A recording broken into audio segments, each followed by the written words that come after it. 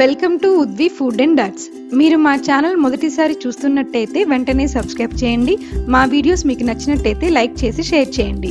ఇవాంటి మన recipe banana balls. మీ ఇంట్లో అరటిపండ్లు ఉన్నట్టయితే వెంటనే ఈ రెసిపీని ట్రై చేయండి. ఇందులో మనం ఉపయోగించే అరటిపండ్లు, బెల్లం ఆరోగ్యానికి చాలా మంచిది. పిల్లలకి ఈవినింగ్ స్నాక్స్గా ఒకసారి చేసి పెట్టండి. చాలా రుచిగా ఉంటుంది, చాలా ఇష్టంగా తింటారు. తక్కువ సమయంలో హెల్దీ స్నాక్ అయిన బనానా బాల్స్ని ఎలా తయారు చేసుకోవాలో చూద్దామా?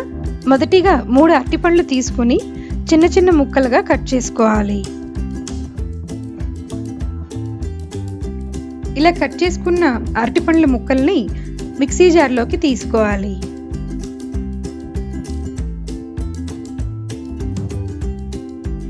మూత పెట్టి మెత్తటి పేస్ట్ లాగా గ్రైండ్ చేసుకోవాలి.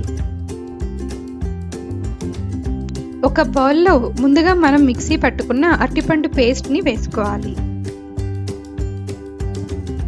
1/2 కప్పు బెల్లం తీసుకుని అందులో కొద్దిగా నీళ్లు పోసుకుని కలుపుతూ బెల్లాన్ని కరగనివ్వాలి.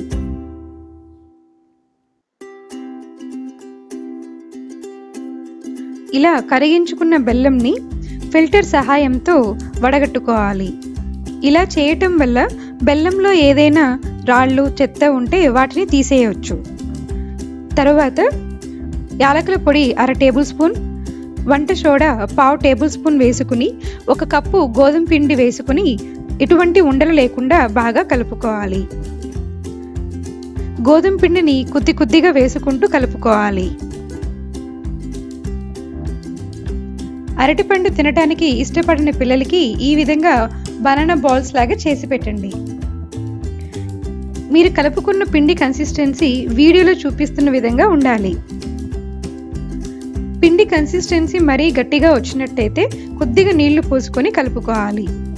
చేతిని నీటితో తడుపుకుంటూ డీప్ ఫ్రైకి సరిపడా ఆయిల్ వేడైన తర్వాత చిన్న చిన్న బాల్స్ లాగా వేసుకుని మీడియం ఫ్లేమ్ పైన బ్రౌన్ కలర్ వచ్చేంత వరకు ఫ్రై చేసుకోవాలి.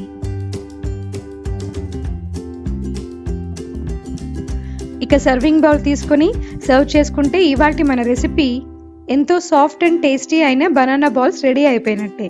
ఇంకెందుకు ఆలస్యం, మీరు ఒకసారి ట్రై చేసి మీకు ఎలా కుదిరిందో మాకు కామెంట్స్ రూపంలో తెలియచేయండి. ఈ వీడియో మీకు నచ్చినట్టయితే లైక్ చేసి షేర్ చేయండి.